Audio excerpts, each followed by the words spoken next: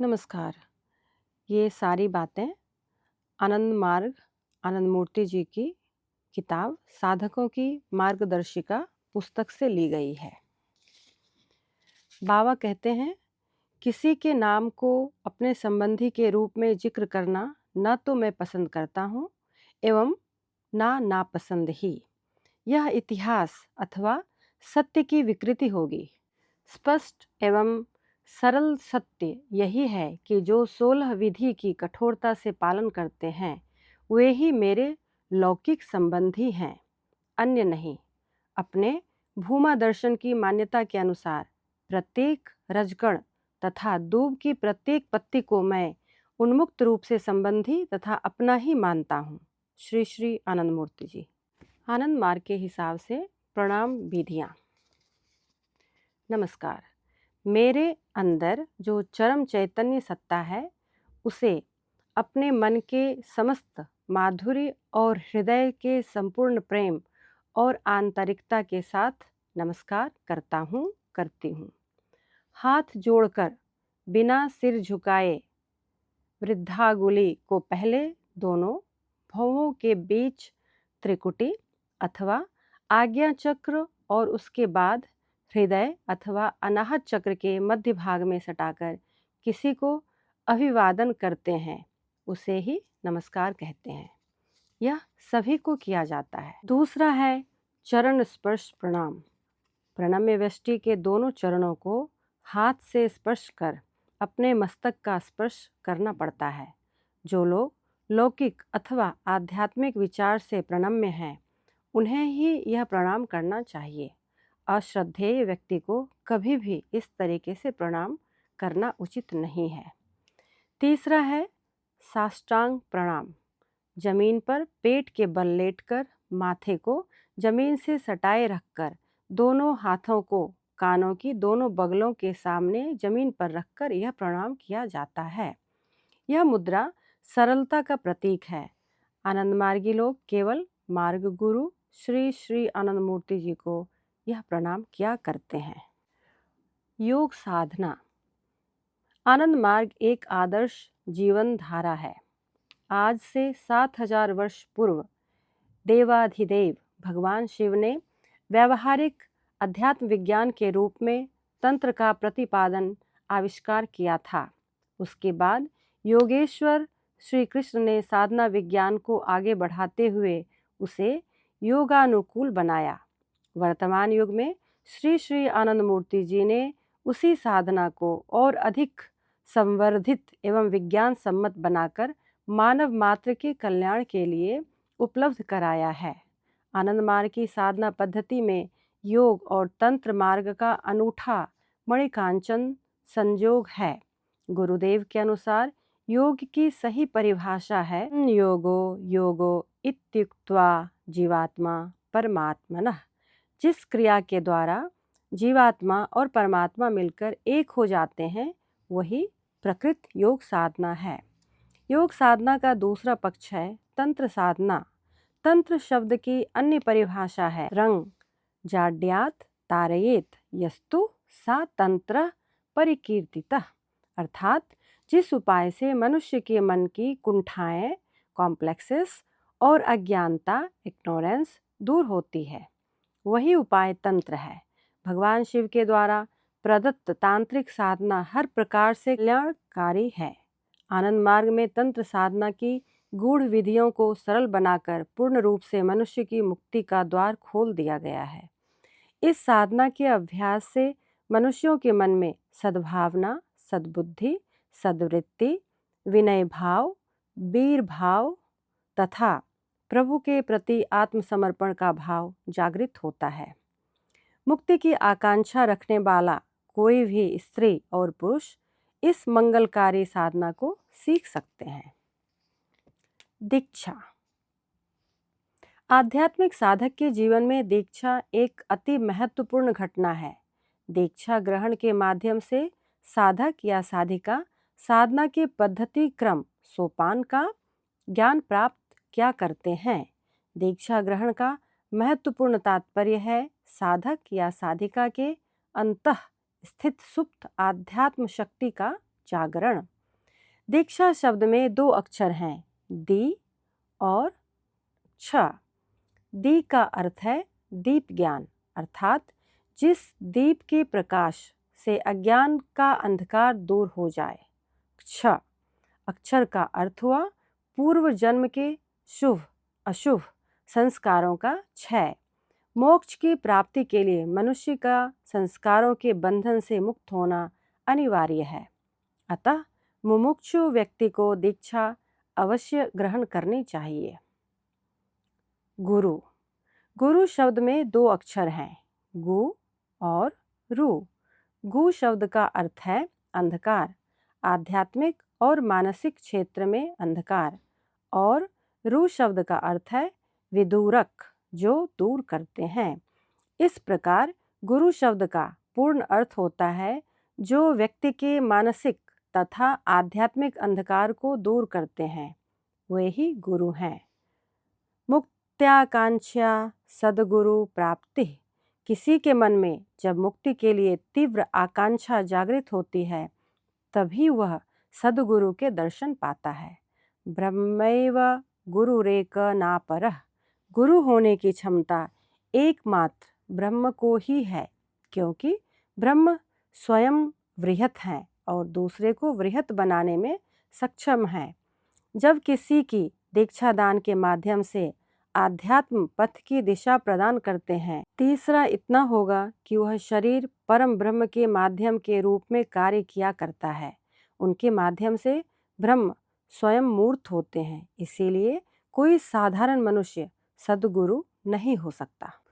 आध्यात्मिक साधना मन को जड़ता से सूक्ष्मता की ओर ले जाती है। आनंद सूत्रम के अनुसार मनुष्य का मन पंच कोशों का समन्वय है और सुखानुरक्ति उसकी मूल वृत्ति है।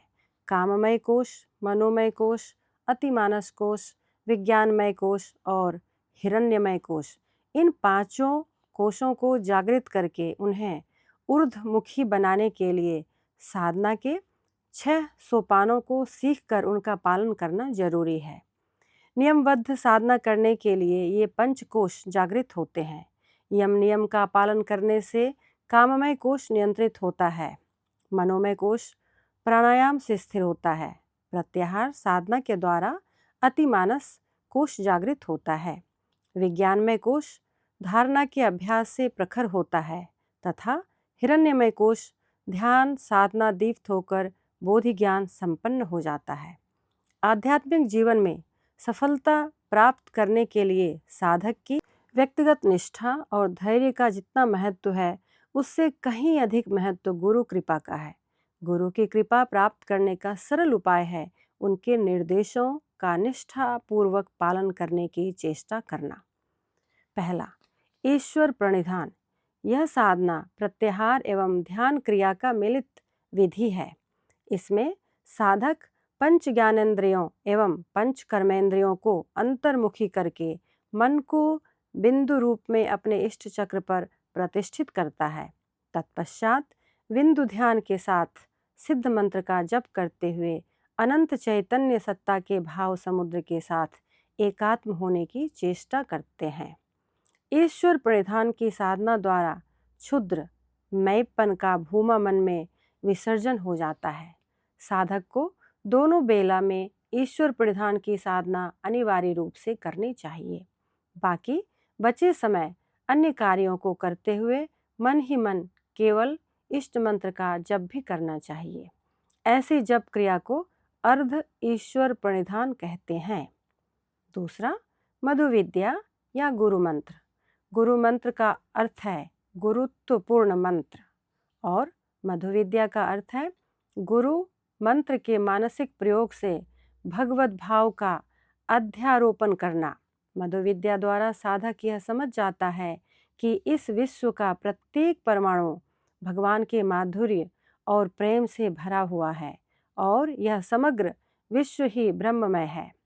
मधु विद्या के अभ्यास से साधक का कर्तृत्व अभिमान क्रमशः भगवत भाव में निरूपित हो जाता है। इष्ट मंत्र और गुरु मंत्र के मिलित प्रयोग से पूर्व जन्म के संस्कारों का क्षय प्रारंभ हो जाता है और नूतन संस्कारों के सृष्ट होने की संभावना भी नष्ट हो जाती है। मधु विद्या की यह साधना आनंद मूर्ति जी की एक अनुपम एवं अनूठी देन है। तीसरा, तत्व धारणा। मनुष्य के शरीर के मेरुदंड के भीतर से 3 नाड़ियां मस्तिष्क तक आती है। ये नाड़ियां इड़ा, पिंगला और सुषुम्ना नाम से जानी जाती हैं। जिन स्थानों पर एक दूसरे से मिलकर इड़ा और पिंगला नाड़ियां सुषुम्ना नाड़ी को गांठ बनाती है, उन स्थानों पर चक्रों की अवस्थिति होती है। तंत्र साधना में इन चक्रों का विशेष स्थान है और इनकी संख्या 9 बताई गई है। इनमें से 5 चक्रों का विशेष स्थान है। उनमें से 5 चक्र मूलाधार, स्वादिष्ठान, मणिपुर, अनाहत और विशुद्ध क्रमशः पंच महाभूतों पृथ्वी, जल, अग्नि, वायु और आकाश का नियंत्रण करते हैं। मनुष्य के मन की 50 वृत्तियों का भी नियंत्रण उन चक्रों के द्वारा होता है। तत्व धारणा इन्हीं चक्रों का मानसाध्यात्मिक अवलोकन करना सिखाता है। पांचवा, चक्र शोधन। सुषुम्ना नाड़ी में स्थित प्रत्येक चक्र कुछ विशेष मानसिक वृत्तियों के नियंत्रक होते हैं। योग शास्त्र के अनुसार उन वृत्तियों की मिलित संख्या 1000 है। इसीलिए इन 1000 वृत्तियों के सर्वोच्च नियंत्रक चक्र को सहस्त्रार चक्र कहा जाता है। चक्र शोधन के द्वारा साधक प्रत्येक चक्र पर ईश्वर भाव का आरोपण करने की विधि सीख लेता है, जिससे स्नेह स्नेह इन चक्रों का आध्यात्मिक रूपांतरण होने लगता है। चक्र शोधन के द्वारा मनुष्य का आत्मबल बढ़ता है तथा अनेक शारीरिक और मानसिक व्याधियों से भी मुक्ति मिलती है। पांचवा, सामान्यतः श्वास प्रश्वास को नियंत्रित ढंग से परिचालन करने को ही प्राणायाम कहा जाता है। प्राणायाम के द्वारा मन की वृत्तियों पर संयम संभव है। प्राणायाम के द्वारा मन के साथ शारीरिक व्याधियों का भी उपचार संभव है। प्राणायाम करने वाले साधकों के लिए आहार संबंधी नियम मानकर चलना जरूरी है और ध्यान सिद्धि में प्राणायाम का बड़ा योगदान है। छठा, ध्यान। ध्यान साधना में साधक बिंदु रूपी मन को सहस्त्रार चक्र में केंद्रित कर के अपने इष्ट के भाव में प्रवाहित करने की चेष्टा करता है। इस प्रक्रिया में साधक अपने इष्ट के प्रति मन और प्राण के समस्त आवेग के साथ आत्मसमर्पण करने का प्रयास करता है। ध्यान की सिद्धि ही साधक के जीवन की परम उपलब्धि है। यह उपलब्धि केवल गुरु की कृपा से ही प्राप्त हो सकती है। यहाँ पहुंचकर साधक ब्रह्म कृपा ही केवलम की अनुभूति करता है और यह अनुभूति ही उसके जीवन की चरम सार्थकता और योग साधना की चरम सिद्धि है। गुरु सकाश। नींद खुलने के बाद कोई काम करने से पहले अथवा दूसरा कोई विचार आने से पहले, यहाँ तक कि प्रातः कृत्य या अन्य कोई काम करने से पहले ही जिस आसन या आधार पर वह सो गए थे उसी पर बैठकर यदि गुरु चक्र पर गुरु ध्यान स्मरण किया जाए तो वह उत्कृष्ट प्रकार का गुरु सकाश होगा। सवेरे नींद खुलने के बाद इसे करना आवश्यक है। इससे वह दिन भर जो भी सूक्ष्म और आध्यात्मिक काम करेगा उनमें से हरेक में वह सफलता और उज्ज्वलता प्राप्त करेगा। कहा गया है, प्रातः शिरसि शुक्लाब्जे द्विनेत्रम द्विभुजम गुरुम वराभय कृत हस्तम स्मृतम नाम पूर्वकम। पांचजन्य।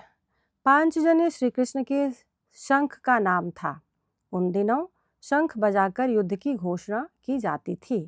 तारक ब्रह्म श्री कृष्ण का आविर्भाव धर्म की ग्लानि से समाज को उद्धार करने के लिए हुआ था, पापियों का विनाश करने के लिए हुआ था और सत्यव्यष्टियों का परित्राण करने के लिए हुआ था।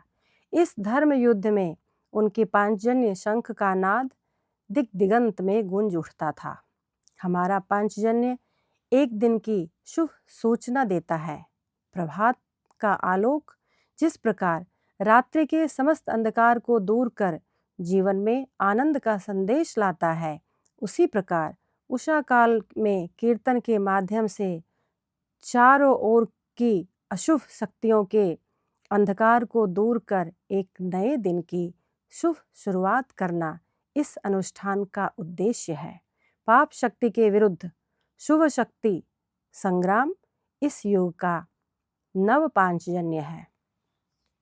5 बजे स्थानीय समयानुसार साधकगण एकत्रित रूप से स्थानीय जागृति में किसी निर्दिष्ट स्थान पर जमा होकर 5 मिनट प्रभात संगीत व 15 मिनट कीर्तन और कम से कम 10 मिनट ईश्वर प्रणिधान करेंगे।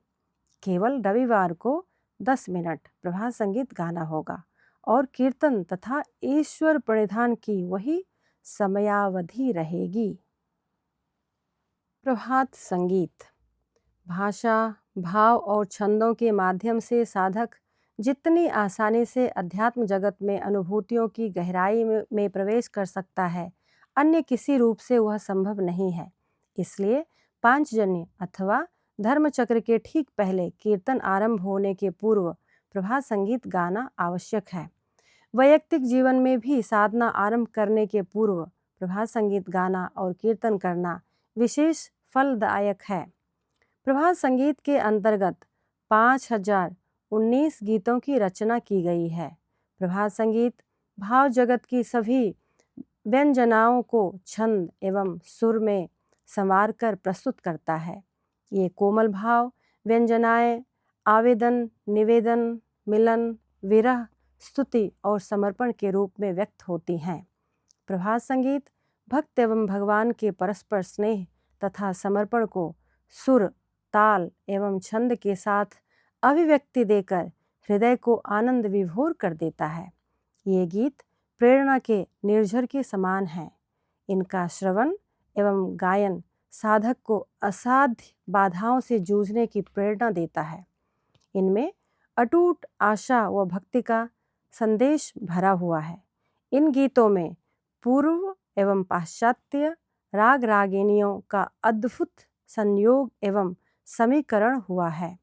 इन गीतों की परिधि की व्यापकता इतनी व्यापक है कि वह जीवन के प्रत्येक पहलू को छूती है। इनमें सभी तरह के गीत हैं, जैसे उत्सवों के गीत, ऋतुओं के गीत एवं सभी सामाजिक अवसरों पर गाए जाने वाले गीत। उन्होंने प्रभात संगीत में भारतीय ध्रुपदीय परंपरा एवं ग्राम्य लोक गीतों की शैली के साथ गजल, ठुमरी, कव्वाली, ठप्पा, झूमुर, बाउल एवं कीर्तन इत्यादि की सभी प्रचलित तथा विलुप्त राग रागनियों को नवीन जीवन प्रदान किया है। प्रभात संगीत एक नव युग के शुभारंभ की सूचना देता है। एक प्रभात संगीत यहाँ है। प्रभु एसो एसो आमार हृदये रातुल चरण मोहनानन मिष्टि मधुर हासि निये एसो एसो प्रभु एसो एसो आमार हृदये तब नामे प्राणे शिहरণ জাগে রঞ্জিত হয়ে তোমারে রাগে যায় তব গানে তব নাচে সব কিছু মোর মিলিয়ে প্রাণে প্রাণে ধ্যানে ধ্যানে যাই যে আমি হারিয়ে এসো এসো प्रभु एसो एसो आमार हृदये। ये प्रभात संगीत मधु कोरक कोलिकाता 15/12/82 को दिया गया था। भावार्थ।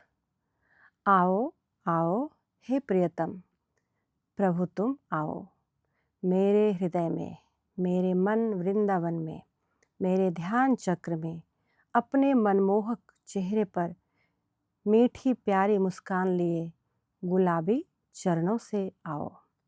हे प्रभु, तुम्हारा मधुर नाम लेने से मेरे प्राण सिहरन करने लगते हैं। तुम्हारे मधुर आकर्षण में मैं रंग जाता हूँ। मैं चाहता हूँ मेरा सब कुछ तुम्हारा नृत्य और गीत में समाहित हो जाए। प्राणों ही प्राणों में तुम्हारा ध्यान करते करते मेरा मैंपन तुम में ही लीन हो जाए। यही मेरी आपसे विनम्र प्रार्थना है प्रभु। दूसरा एक और प्रभात संगीत है, भजो रे इष्टो नाम। भजो रे इष्टो नाम मोनामार, भजो रे इष्टो नाम मोनामार, भजो इष्टो नाम, भजो इष्टो नाम। ये गाना मधुमालंच कोलकाता 4/1/1990 में दिया गया था। गाना पूरा ऐसे है, भजो रे इष्टो नाम मोनामार, भजो रे इष्टो नाम, सृष्टि स्थिति ताते निहित ताहाते शेष परिणाम। দিলেন যে পুরুষ এ অমৃত নাম, তিনি জানেন এর নবধাম।